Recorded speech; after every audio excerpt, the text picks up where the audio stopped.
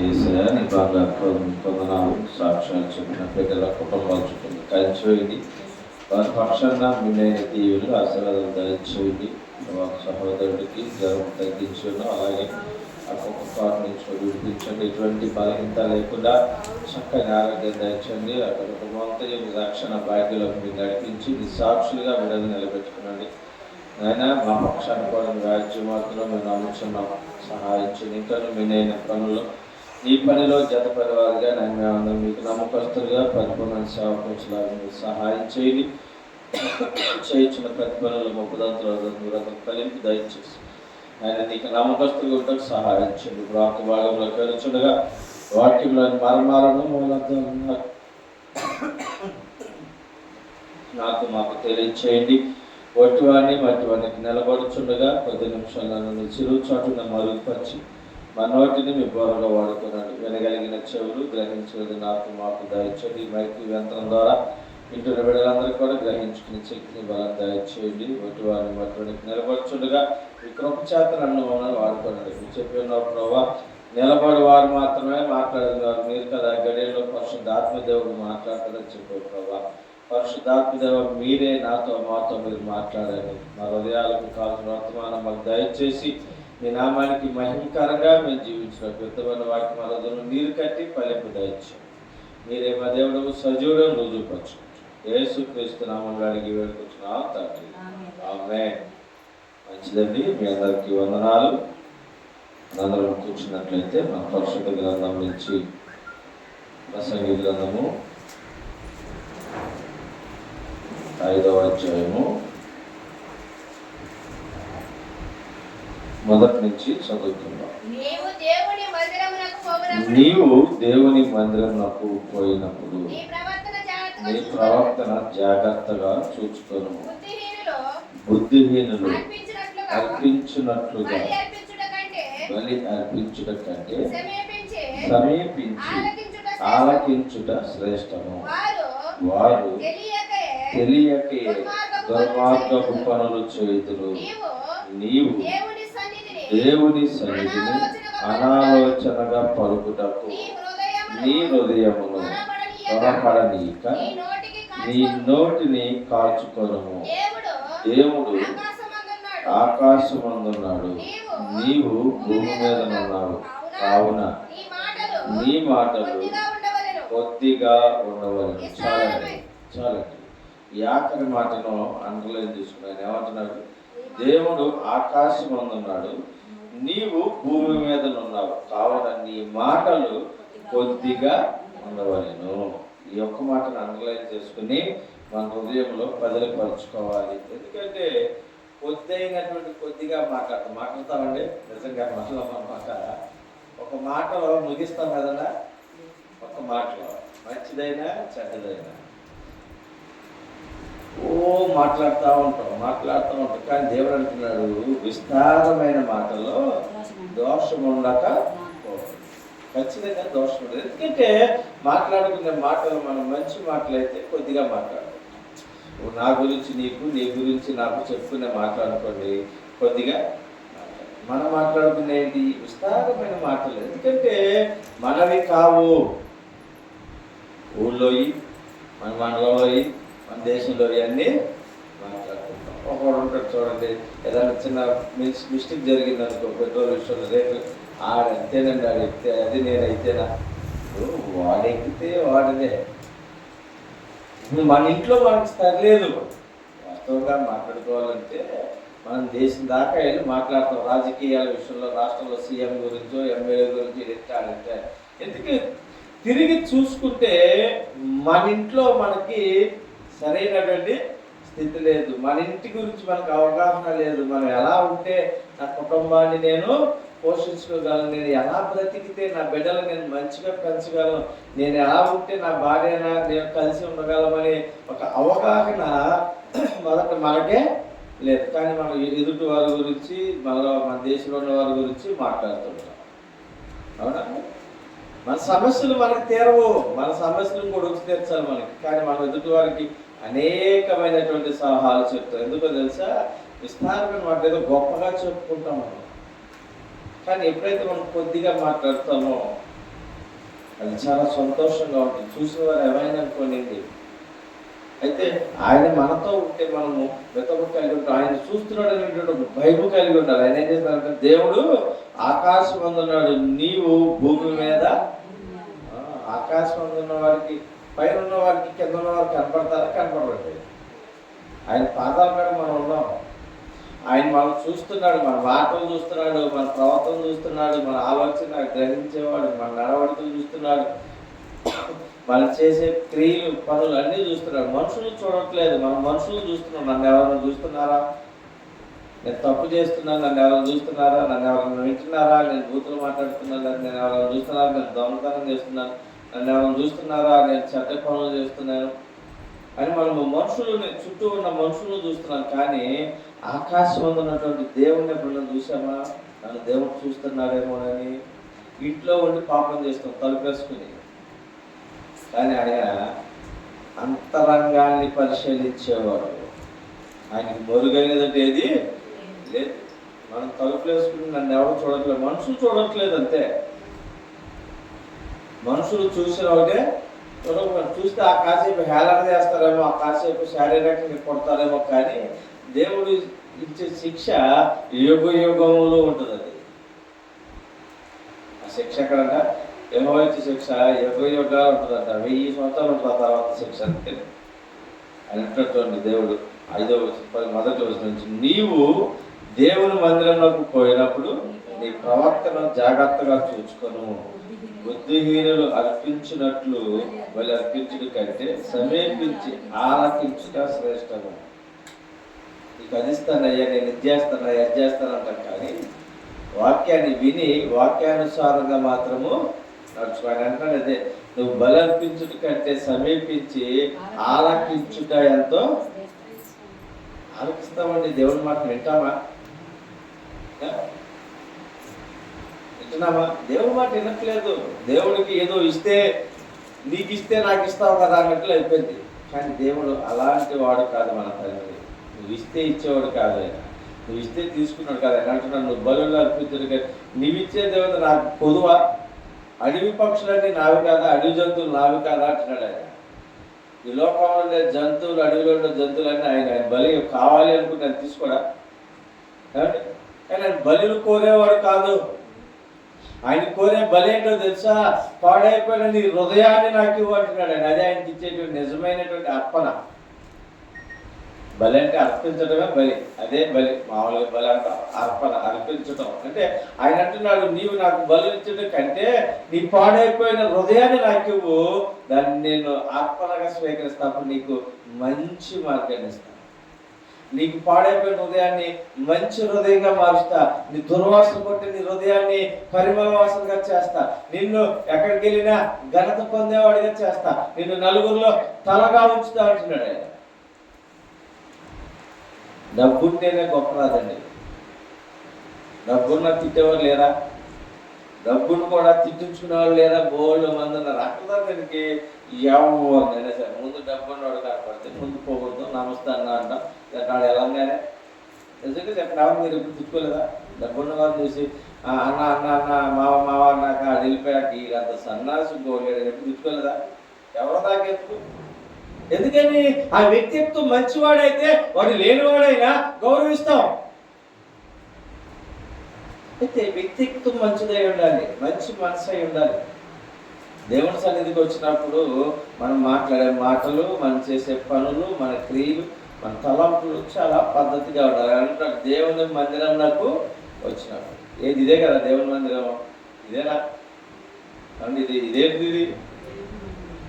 కానీ దేవుడు అంటున్నాడు, మానవుని యొక్క శరీరమే దేహమే నా ఆలయము అంటున్నాడు ఆయన. నీవు నేను మనందరం ఇది ఆలయం అనుకుంటున్నావు. ఆయన అనేది ఎందుకంటే ఇది ఒక ఆలయం, ఇది ఈ ఆలయం ఎందుకంటే మనందరం కూడుకుని ఆయన ఆరాధించడానికి, ఆయన గణపరచడానికి, మనం ప్రార్థించుకోవటానికి, మన కష్టాలు, బాధలు, సంతోషాన్ని ఆయనతో పంచుకోవటానికి ఇక్కడికి వచ్చి కూడుకుని ఒక సమాజ మందిరంగా కూడుకోవటానికి మాత్రమే ఇది. అయితే ఆయనకి నిజమైన మందిరం ఏది అంటే మన శరీరమే ఆయన ఆలయము, మన దేహమే ఆయన ఆలయము. అయితే ప్రియులారు, ఇప్పుడు చెప్పాలి, మనము ఆలోచన చేయాలి. ఎప్పుడు మనము జాగ్రత్తగా ఉండాలి? ఆదివారం, బుధవారం, శనివారమా? బుధవారం శనివారం 7 to 9, ఆదివారం 11 to 1 గంట. ఆ తర్వాతకి ఏం అక్కర్లేదా? ఎప్పుడు ఉండాలి మనము జాగ్రత్తగా? నిత్యము ప్రతి సెకను మనం బ్రతికున్న ప్రతి నిమిషము కూడా మన హృదయాన్ని జాగ్రత్తగా కాపాడుకోవాలి. ఎంతమందిని ఇది గ్రహించి మనం నడుచుకుంటున్నాం భక్తిలో? ప్రతి ఒక్కరు గమనించాలి. ఇది గుడికి వెళ్ళినప్పుడే మాత్రమే తెల్ల వస్త్రాలు ధరించేసి తలారా స్నానం చేసి అన్న అన్న అక్క అక్క అనుకుంటూ ఇంటికి వెళ్ళాక అరే ఒరే అనుకుంటూ ఉపయోగం ఉందా?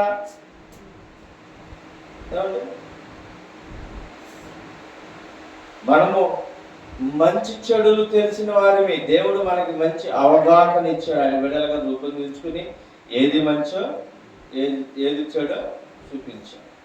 చెడుని విడిచి మంచిని వెంబడించడం మనకి నేర్పించాడు. నేర్చుకున్నామండి. తెలుసా మనకి ఏది చెడుదో ఏది మంచిదో తెలుసా తెలీదా? ఏమండి, నెయ్యి మంచిదేనా? బిర్యానీ మంచిదేనా? వాళ్ళు తినేవాటిలో మంచిదే కదా. అశుద్ధం మంచిదేనా? తింటామా? ఎందుకని తినము? అది నిషేధించబడేది, వ్యర్థమైనది. మరి అలాగే పాపము అశుద్ధమైనతో సమానం. అశుద్ధం కంటే ఎక్కువైంది. మోసం అశుద్ధం కంటే ఎక్కువైంది. మరి మనం మానేసామా? ధనాపేక్షగా అంతకంటే ఎక్కువైంది. వీటి నుంచి విడిపించబడ్డామా? వ్యర్థమైన వాటి నుంచి విడిపించబడ్డామా? ఇదే అశుద్ధం అంటే మనం వ్యర్థమచ్చి దాన్ని దూరంగా నడవాలని చెప్పి అది ఆ మూలండి ఈ మూలం నడుతుంది. మరి పాపాన్ని ఆ మూలంగా నెట్టేసి నాలో ఉంచిపోవాలి, నాతో వద్దని చెప్పి ఎప్పుడన్నా దూరం పెట్టామా? నీతైనా నా దేవుడు ఉన్నాడు, నాతో సహవాసం చేసిన తండ్రి ఉన్నాడు, నాకు అన్ని ఏది కావాలో అది ఇచ్చే నా పరమ తండ్రి ఉన్నాడు, ఆత్మీయ తండ్రి నాకున్నాడు, నాకు ఎప్పుడు ఏది కావాలో నన్ను చేసి పెడితే నన్ను నడిపించే నాయకుడు నాకున్నాడు అని ఏ రోజన్నా ఆయన వైపు చూసి ఆయన నాతో ఉన్నాడు కదా, నా శరీరం నా ఆలయం కదా, దీన్ని పాడు చేస్తే నన్ను పాడు చేస్తాడేమో, నా వంశం అనేమో శాపగ్రస్తులు అయిపోతేమో నన్ను ఆలోచన చేసుకున్నాను. భయం ఉందా మన పిల్లల పట్ల? మన పిల్లలన్నా, మన కుటుంబం అన్నా, తల్లిదండ్రులన్నా, అన్నదమ్ములన్నా భయం ఉంటే, ప్రేమ ఉంటే వారి పట్ల దేవుడు నేను చేసే పాపము నా కుటుంబంలో దేవుకొచ్చేస్తాడేమో, నా బిడ్డలు శాపగ్రస్తులు అవుతారేమో, నా కుటుంబం శాపగ్రస్తురాలు అయిపోద్దేమో, నా కుటుంబం అంతా శపించబడుతుందేమో, ఈ పాపము నేను చేయకూడదు. ఎప్పుడైనా భయం వచ్చిందండి? పాపం చేసేటప్పుడు ఎప్పుడైనా భయం వచ్చిందా? మనకి తప్పిదం చేసేటప్పుడు భయం వచ్చిందా? ఆ సమయంలో ఏం కనపడుతుంది అంటే శరీర కోరికలు కనపడుతుంది, ధనం కనపడుతుంది. పాట ఉంటుంది కదా, ధనమేరాన్నిటికీ మూలం. ఏం చేస్తుంది తర్వాత? ఎక్కడికి తీసుకెళ్తుంది? ధనము పరలోకం తీసుకెళ్ళదు, అది నరకానికి తీసుకెళ్తుంది. ఎందుకో తెలుసా? అక్రమంగా సంపాదించింది, అక్రమైనది, వ్యర్థమైనది అన్ని పాపంలోనికే తీసుకెళ్తాయి. సమస్తము మనల్ని నడిపిస్తుంది ధనం అనుకుంటున్నాం, కానీ ఆ ధనము తప్పు దారి పట్టేస్తుంది. అది ఉన్నంత వరకు మనల్ని ఎటు నడిపించినా గొప్పగానే ఉంటుంది. డబ్బు ఉన్నంత వరకు మనం ఏం చేసినా గొప్పగానే ఫీల్ అవుతారు. మా చెడు పని అయినా సరే గొప్పగానే చెప్తారు. బా అటుకేంటి బాబు, ఇంట్లో 3 బయట 6 అయిపోయాక వీడి సన్నాసి అండి, వృధా ఖర్చులు పెట్టి పాడు చేసుకుని నాశనం చేసుకున్నట్టు దేశమని తెస్తారు అదే నోటితో. కానీ మన దేవుడు అలాంటి వాటిని ఏకీపించేవాడు కాదు, ముందుగానే చెప్తున్నాడు. అందుకనే వ్యర్థమైనది ఏది చూడకు, నీ పొడుగు అనేది ఏది ఆశింపకు, నీ పొడుగు అని ఎద్దునైనను, గాడిదైనను, దాసినైనను, దాసునైనను దేనిని ఆశింపకు, నీది కానిది ఏది నువ్వు పోగేసుకోకు అని ఎలా ఉంటున్నావు? ఆయన మనతో ఉన్నాడు, మన శరీరం మన ఆలయం అని మనం భయపడితే వీటన్నిటి నుంచి దూరంగా ఉంటాం. మనకి భయము లేనప్పుడు ఇవన్నీ మన దగ్గరికి వస్తాయి. ఉందండి మనకు భయము, దేవుడు నన్ను చూస్తున్నాడు అని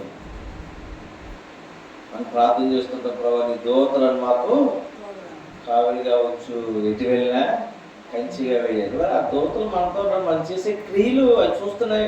అదన్నా గ్రహింపు ఉండాలి కదా, అదన్నా ఆలోచన ఉండాలి కదండి, మనకి భయం ఉండాలి కదా. ఇప్పుడు మనం వెళ్ళేటప్పుడు నేను వెళ్తున్నాను పనికి, నాతో పాటు నా భార్య పక్కన ఉంది, ఒక పక్కన కొడుకున్నాడు, ఒక పక్కన కూతురు ఉంది, నేను నలుగురు పనికి వెళ్ళాను, నేను అక్కడికి వెళ్ళి ఏదో పనులు చేస్తున్నాను అనుకోండి, వెళ్ళి చూడరా, చూస్తారా చూడరా? ఆ భయం లేకుండా నేను ఉన్నాను, నా జీవితం ఏమైపోద్ది? ఆ జీవితం నేనే చూసుకో. అదే వారు ఉన్నారని భయం కలిగి, నా అమ్మో ఈ జీవితం నాకు వద్దు, నా బ్రతుకు నాకుంది, నా కుటుంబం నాకుంది, నా ప్రజలు, నా బిడ్డలు నా దగ్గర ఉన్నారు, నా భార్య నాతో ఉంది, ఏదో పని నేను చేయకూడదని భయపడుతూ చక్కగా జాగ్రత్తగా ఉన్నాను అనుకోండి, నా కుటుంబాన్ని నేనే కాపాడు. మరి దేవదూతలు మన కావిలు కూడా అంటున్నావు, ప్రభా నువ్వు మాకు కంచి వేయి అంటున్నావు, చేసే పనులన్నీ చేస్తున్నావు. మరి ఎలాగో మన కార్యాలు జరుగుతాయి, మన కుటుంబాలు ఎలాగో కట్టబడతాయి, మన కుటుంబాల్లో సమాధానం ఎలా ఉంటుంది? మనం ఎలా పరలోక రాజ్యం వెళ్తాం? ఇది మతము కాదు, మార్గము. ఈ మార్గంలో నడిచేవారు మంచి మార్గం ఉండాలి, మంచి యథార్థత కలిగి ఉండాలి, చూస్తున్నాడు భయం కలిగి నడవాలి. మన ఇష్టం వచ్చినట్టు తిరుగుళ్ళు వచ్చేసి అన్ని చేసేసి ఆదివారం వచ్చి ఒక 500 కానుకేసేసి, ప్రభావ నాకు వచ్చిన దాంట్లో నీకు ఇచ్చేసాను, 10వ వంతు నీకు ఇచ్చేసాను, నాకు ఈ వారంలో 10,000 వచ్చి తిరిగి 1000 రూపాయలు నీకు ఇచ్చేసానంటే ఉపయోగమే. దోపుడు సొమ్ము పంచుకోవటానికి ఆయన మన జతగాడు కాదు, పాపాన్ని పంచుకోవటానికి ఆయన చేతగాని వాడు కాదు. చూస్తున్నాళ్ళే ఏం చేయట్లేదు అనుకుంటున్నాం మనం అంతే. ఆయన అంటున్నాడు, నేను మీలాంటి వాడు కాదు, కానీ వీటన్నిటిని ఒకరోజు మీ ముందు ఉంచి తీర్పులో నిలబెడతారు, ఆ రోజు చూసుకుందాం అంటున్నాడు ఆయన. మనం ఎలా బ్రతుకుతున్నాం? ఈ లోకంలో ప్రత్యేకించబడిన వారిగా మనం బ్రతకాలి. యేసుప్రభువు వారి లోకానికి వచ్చారు, 33.5 సంవత్సరాలు యవనప్రాయం వచ్చేవారికి ఆయన బ్రతికాడు, తన బ్రతుకుని బ్రతికించుకున్నాడు, తన కుటుంబాన్ని పోషించుకున్నాడు. ఆయన పనిని తోడుముట్టించాడు, ఈ లోకాన్ని జయించాడు. అందుకని ఆయన అంటున్నాడు, నేను ఈ లోకాన్ని జయించిన తండ్రి సింహాసనం అందున్నా, నేను మీరు కూడా ఈ లోకాన్ని జయించని వల్ల నా రాజ్యంలో నా సింహాసనం కానీ తీసుకెళ్తాను.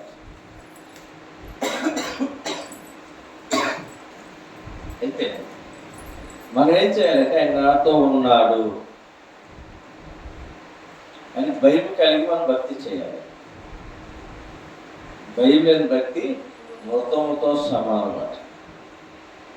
ఆయన ఆకాశం ముందు ఉన్నాడండి, మన మాటలు క్రియలు అన్నీ చూస్తున్నాడు ఆయన. అందుకని బుద్ధిహీనులు అర్పించినట్లు బలి అర్పించుట కంటే సమీపించి ఆలకించుట శ్రేష్టం. వారు తెలియక దుర్మార్గ పనులు చేసిద్దరు. నీ హృదయము త్వరపడనీక నీ నోటిని కాచుకొను. ఏం చేయాలంటే మన హృదయాన్ని ఏం చేయాలి?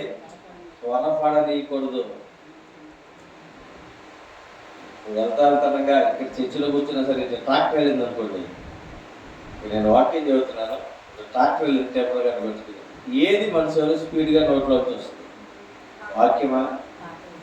ట్రాక్టర్లో ఉన్న పెట్టిన పాట వస్తుందా మన నోట్లో వచ్చి? ముందు పైకి పాడలేకపోయినా మన అంతరంగంలో ఏది వాక్యాన్ని ఎవరు వేస్తామా, ఆ పాటను ఎవరు వేస్తామా? ఎందుకని మన హృదయం దేనికి ఆశపడి పరుగులు పెడుతుంది? లోకం వైపు, లోకాశీల వైపు పరుగులు పెడుతుంది. అసలు ఒక రకంగా యాక్చువల్గా చేయాల్సిన, శరీరం చేయాల్సిన పనులు కూడా మనం హృదయంతో చేస్తున్నాం. హృదయం దేవుడి ఆలయం అంటున్నాడు ఆయన. అంటున్నాడు హృదయం అనే తలుపుని తడుతున్నాడు ఆయన. మన హృదయంలో లేనప్పుడు మన హృదయం కూడా లోకం వైపు మౌళ్ళైపోయింది, లోకాశలకు. ఏంటి ఈ లోకంలో ఉండే అన్నిటికీ ఎడిట్ అయిపోయింది. కారణం ఏంటంటే శరీరం ఎడిట్ అవ్వాలి, లోకం మనసు గద్దించాలి అసలు. కానీ మనకి ఆ మనసే గద్దించట్లేదు, మనసే పరుగులు పెడుతుంది ముందు. అంతే ఆయన అంటున్నాడు, ఏమన్నట్టుండే, నీవు దుర్మార్గ పనులు చేయకుండా నీవు దేవుని సన్నిధిని అనాలోచనగా పలుకకుండా నీ హృదయమును త్వరపడనీయక నీ నోటిని కాచుకో. హృదయము త్వరపడితేనే నోరు, అంటే హృదయంలో ఉన్న మాట మాత్రమే బయటకు వస్తుంది. దాని అంతగా అది నోట్లో వచ్చి మాటలేమి మనం ఆలోచించి అనాలనుకున్న మాట మాత్రమే. మనం ఏం మాట్లాడాలి, మనం ఎలాంటి జీవితంలో ఉన్నామో మనమే పరిశీలన చేసుకోవాలి.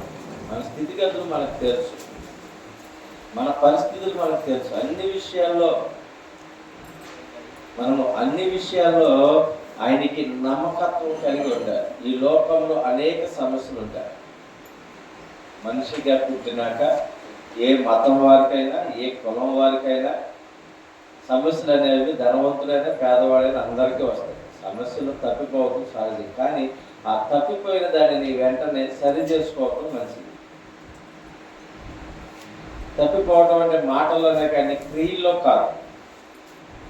తప్పిపోయిన ప్రతిరోజు క్రియలో చేసేసుకుంటూ శరీర కోరికలు తీర్చేసుకుంటూ చేసేసుకుంటూ ప్రభా నన్ను క్షమించి తప్పిపోయాను అంటే అది క్షమాపణ దొరకదు. అశుద్ధంని తినకూడదని తెలిసాక కూడా తింటున్నాం అనుకోండి, మనం ఏం చేస్తారు? అది అంతే, దేవుడు చెప్పినాక కూడా వదిలేస్తే దేవుడు విడిచిపెడతాడు. దాని నుంచి దేవుడు మనల్ని విడిచిపెట్టకుండా ఆయన రాజ్యవ్యాప్తి కొరకు ప్రయాసపడేవారు. ఆయన రాజ్యంలో మనం ఉండాలంటే మనం ఆయన చూస్తున్నాడని భయం కలిగి ఉండాలి. మన హృదయాన్ని కంట్రోల్ చేసుకుంటూ ఉండాలి. దేవుడికి అప్పు చెప్పాలి, ప్రభావ నాకైతే తెలియదు, నేనైతే దాన్ని ఆపలేకపోతున్నా. పిల్లడు బాగా అలవాటు చేస్తున్నాడు, ఇంటికాడ మాట ఇంట్లో స్కూల్ కాడికి వెళ్ళి ఏం చేస్తాం, అబ్బాయి మా అబ్బాయి బాగా మంచుకుంటాడని ఇంట్లో బాగా మాట్లాడుతూ బాగా మంచిగా చదువుకుంటాడని చెప్తారా? ఏం చెబుతాం? మా మాట అసలు ఇంట్లేదండి, ఇంటికి వచ్చాక పుస్తకం తీయట్లేదు, ఇంటికి వచ్చాక సైకిల్ వేసుకుంటూ లేదా రోడ్లప్పుడు తిరుగుతున్నాడు అని చెప్తాం. ఎందుకు? వాడన్నా అది మన మనసును మనం కంట్రోల్ చేయలేకపోతున్నాం. మన వల్ల కాదు. దేవుడికి అప్పగిస్తే దేవుడు మన హృదయాన్ని కంట్రోల్ చేస్తాడు. ఆయనకి అప్పగించాలి. ఆయనకి అప్పగిస్తే ఇవన్నీ ఉండవు. ఇక నేత్రాశ, శరీరాశ, జీవడము, నోటి మాటలు, పోటీ చేష్టలు, ముసలమ్మ ముచ్చట్లు, వీటన్నిటినీ విడిచిపెట్టాలి. ఆ మనసు మనకి కంట్రోల్లో ఉండాలి. దేవుడి మాటకు లోబడాలి, భయపడుతూ ఉండాలంటే ఈ వ్యర్థమైన వాటి అన్నిటినీ విడిపించి ఆ లోకంలో మాలుని విడవాలి. విడుస్తామండి, విడవగలమా? ఆ ధైర్యం ఉందా? దమ్ముందా? మనకి ధైర్యంగా దమ్ముందా? ఈ వ్యర్థమైన మాటలు విడవటానికి, వ్యర్థమైన పనులు చేయటానికి, ముసలమ్మ ముచ్చట్ల నుంచి వీటన్నిటి విడిపించబడాలని దూరం ఉంటాడు. ధైర్యం దమ్ముంటే దేవుడు విత్తుని సేకరించడం మనం పట్టుకుంటాడు. మనమేమో వదిలిపెట్టాం, దేవుడి సన్నిధిలో ఉన్న కాసేపు వింటాం, ఆ తర్వాత ఎక్కించెళ్ళినప్పుడే చేసే పని ఏంటంటే అదే. ఎక్కించెళ్ళాక ఇంటికి వెళ్ళాక దేవుడి వాక్యాన్ని ఒక 5 నిమిషాలైనా ప్రార్థన చేసుకోవటం లేదా దేవతను పంచుకోవడం కూడా చెయ్యం. ఎలాగూ ఆయనంటే మనకు భయం ఉంటుంది, మనకు కార్యాలు జరుగుతాయి. ఆయన మందిరంకి వచ్చినప్పుడు అంటే మన హృదయం ఆయన ఆలయం కానీ నిత్యము ప్రతి క్షణమైన నిన్ను నన్ను మనందరినీ చూస్తున్నాడు. కాబట్టి మనం భయం కలిగి బ్రతకాలి. నన్ను దేవుడు చూస్తున్నాడు, నన్ను పరిశీలన చేస్తున్నాడు, నా పడక నడక అన్నీ ఆయనకి తెలుసు. కాబట్టి నన్ను ఆయన పరిశీలిస్తున్నాడు. భయం కలిగి మనందరము చిన్న ప్రార్థన చేసుకున్న భయం కలిగి ఉండాలని ఈ కొద్ది మాటలు దేవుడు దీవించునుగాక. మనందరము భయభక్తులు కలిగి ఆయన చూస్తున్నాడు, నా మాటలు నా క్రియలన్నిటిని ఆయన పరిశీలిస్తున్నాడని భయం కలిగి మనందరం జీవించాలని చిన్న ప్రార్థన చేసుకుందాం. పరిశుద్ధుడా, మహోన్నతుడా, దయగల మా స్వామి, మా యేసయ్య, నీ బంగారు పొంది కొందనాలు. ఉచితమైన కృపను బట్టి దయని బట్టి ప్రార్థిస్తున్నాం తండ్రి. ఇప్పటి వరకు ఎత్తబడిన వాక్యము మా హృదయంలో నీరు కట్టి ఫలింపు దయచేసి చెప్తున్నావు ప్రభావ. నా మందిరంకి వచ్చినప్పుడు నీ హృదయం జాగ్రత్తగా కాపాడుకోను. నీ మాటలు నాయన వ్యర్థంగా మాట్లాడుకున్నాను అంటున్నావు ప్రభా. నీ మందిరం అంటే నువ్వు చెప్పినావు ప్రభా, మానవుని యొక్క దేహమైన ఆలయం అంటున్నావు, మానవుని యొక్క హృదయమైన మందిరం అంటున్నావు ప్రభా. అంటే నువ్వు చెప్పినట్లుగా మేము నడుచుకోవడం అంటే ప్రతి క్షణము భూమి మీద మేము బ్రతికి ఉన్న మా శరీరంలో ప్రాణం ఉన్నంత వరకు కూడా ప్రతి క్షణము నువ్వు చూస్తున్నావు. భయం కలిగి మేము జీవించాలి. అట్టి కృపను మాకు దయచేయి. అట్టి అవగాహన ఈరోజు మాకు తెలియజేశావు. అందరి బట్టి నీకు కోట్లాది స్తుతులు చెల్లించుకుంటున్నాను తండ్రి. ఈ మధ్యాహ్న సమయంలో ఎత్తబడిన వాక్యం మా అందరి హృదయాల్లో నీరు కట్టి ఫలింపు దయచేయండి. ఈ మైకి శబ్దం ద్వారా వింటున్న వారి హృదయాల్లో పాటు నీరు కట్టి ఫలింపు దయచేసి నీ నామానికి మహిమకరంగా నీకు ఇష్టమైన విడలుగా మేమందరం జీవించడానికి సహాయం చేసి ఎత్తబడిన వాక్యం హృదయాల్లో నీరు కట్టి ఫలింపు దయచేయండి. మేమందరము కూడా ఇక్కడ కలుసుకుని కూడుకుని విన్న వాక్యం మళ్ళా మా గృహాలకు వెళ్ళాక మేమందరము నలుగురితో పంచుకుని వాక్యాన్ని ఎత్తుపట్టుకుని ప్రార్థన చేయటం నాకు మాకు అందరికి నేర్పించి ఎత్తుబడిన వాక్యం అలాగే నీరు కట్టి ఫలింపు దయచేసి వాక్యానుసారంగా మేమందరం జీవించడానికి సహాయం చేసి ప్రభు దయచేయండి. యేసుక్రీస్తు నామములో అడిగి వేడుకొంటున్నాం తండ్రి. ఆమేన్. ఆమేన్. మంచిదండి, మనందరం కూర్చున్న